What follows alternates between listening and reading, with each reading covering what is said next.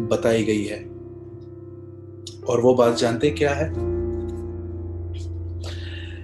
जो लोग अपने आप को बहुत नॉलेजेबल समझते थे, उन लोगों ने यीशु से कोई ब्लेसिंग नहीं पाई थी कभी। लेकिन जो फ्रेश थे, फ्रेश, जो ऐसे बिलीव करते थे कि मुझे कुछ नहीं आता है, वो 12 ब्लेस्ड हुए और उन्होंने वर्ल्ड को अपसाइड डाउन किया। जब भी आप किसी भी प्रीचर को सुनते हैं, चाहे वो कोई भी हो, चाहे वो इंडियन हो, चाहे वो विदेशी हो या देसी हो, हमेशा when you come, जब भी आप खुदा के कलाम के सामने आए, बी ए स्टूडेंट, हमेशा विद्यार्थी की तरह आए, हमेशा लर्न करने के लिए आए। मैं जहां पर रहता हूं उस सिटी का नाम है मुंबई, और यहाँ पर एक बहुत बड़ी कहावत है। और मैं जानता हूं ये कहावत थोड़ी आपको अजीब लगेगी। कहते हैं कि येड़ा बन के पेड़ा खाओ। यहाँ पर ये वर्ड्स बहुत यूज होते हैं, येड़ा बन के पेड़ा खाओ। लेकिन मैं आपको बताना चाहता हूं, खुदा के किंगडम में ऐसे लोग बिल्कुल काम नहीं आते। परमेश्वर के किंगडम के अंदर वो लोग चाहिए, परमेश्वर के राज्य में। You know, I'll teach you कि शास्त्री और चेलों में क्या फर्क था। मैं आपको थोड़ा बताता हूं, ध्यान दीजिएगा। आप जानते हैं, बाइबल ऐसा बताती है, यीशु मसीह के टाइम में एक ग्रुप था जिनका नाम था फरीसी। मैं चाहता हूं आप सब कहिए फरीसी। आप जानते हैं इन लोगों का प्रॉब्लम क्या था? इन लोगों का एक ही प्रॉब्लम था, इन्हें लगता था इनको सब कुछ पता है, और कभी भी ये यीशु मसीह के पास सीखने के लिए नहीं आते थे। जैसे मेरे हाथ में ये स्पेक्स है, आप उनके हाथों में भी कुछ देखोगे लेकिन दिखाई नहीं देगा, लेकिन है उनके हाथ में कुछ।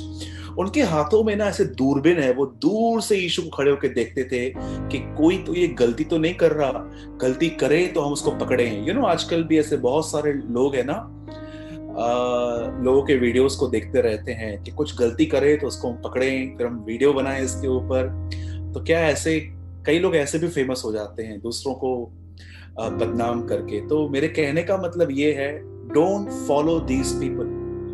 लेकिन जानते हो, डिसाइपल्स के पास कोई नॉलेज नहीं था, लेकिन वो यीशु के पास एक विद्यार्थी की तरह आए थे। और आप देखिए, आपको शायद ट्रस्ट हो या न हो, मुझे नहीं पता है, पर मैं आपको बताना चाहता हूं, मुझे बाइबल के अंदर अगर कोई लेटर समझने में सबसे ज्यादा तकलीफ होती है तो वो है 1 पीटर एंड 2 पीटर। मैं जब भी इन लेटर्स को पढ़ता हूं ना, मुझे बहुत बातें समझ में नहीं आती हैं। आप जानते हो, एक अनपढ़ व्यक्ति से प्रभु ने ऐसी बातें लिखवाई हैं जो पढ़े लिखों को समझ में नहीं आ रही है। That is God's wisdom. ये परमेश्वर की विजडम होती है। वो अनपढ़ों से कुछ ऐसा लिखवाता है जो आज टीवाई बीकॉम करने वाले लोग भी नहीं समझ पाते। That is God's wisdom.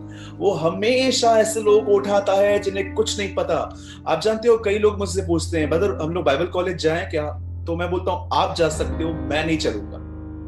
क्योंकि मैं बिलीव करता हूं कि बाइबल कॉलेज जो है, मैं उसके बिल्कुल भी खिलाफ नहीं हूं। जो जाना चाहते हैं वे जा सकते हैं। लेकिन मैं एक बात को देखता हूं, यीशु ने जिन 12 को चुना उनमें से कोई बाइबल कॉलेज में से नहीं था। वो फ्रेश थे। और इवन मैं आपको बताना चाहता हूं, एक था जो बाइबल कॉलेज में से था, उसका नाम था पौलुस, और उसका बाइबल नॉलेज भी जो था उसको प्रभु ने सब निकाल के फिर यूज किया था। तेरा कुछ भी नहीं चाहिए। इसीलिए गिलातियों में वो कहता है, जब प्रभु से मेरी मुलाकात हुई तो मैं अरब में चला गया और मैंने वहां पर 3 साल बिताए थे। जानते हो क्यों? जो पुराना ज्ञान था प्रभु ने उसका सारा निकाला, और प्रभु ने उसे न्यू कवर्नेंट का नॉलेज दिया। इसीलिए कभी भी ये बिलीव मत करना कि बहुत नॉलेज होगा तो मुझे खुदा यूज करेगा। परमेश्वर नॉलेजेबल लोगों को यूज नहीं करता, परमेश्वर समर्पित लोगों को यूज करता है, जो सरेंडर होते हैं। कितने लोग मेरी बात समझ पा रहे हैं? बोलिए, ज्ञानी नहीं बनना है। हाँ, जोर से बोलो, बोलो, ज्ञानी नहीं बनना है, समर्पण करना है। हाँ, ज्ञानी नहीं बनना है। ज्ञानी लोगों ने बहुत परेशान किया है। ज्ञानी नहीं बनना है। देखा होगा ना आपने, इंग्लिश में लोग बोलते हैं I know, I know, I know, I know, I know. मेरे को पता है, मेरे को पता है, मेरे को पता है, मेरे को पता है। तो मुझे समझ में नहीं आता तू चर्च आता क्यों है? सब तो पता है, इनको सिखाएं क्या? बोलो यीशु मसीह की यस। इसलिए यीशु ने कहा, मैं किन के लिए आया हूं? मैं पापियों के लिए आया हूं, ऐसे लोगों के लिए जिनको मेरे बारे में कुछ भी नहीं पता है, उनको टीच करने के लिए।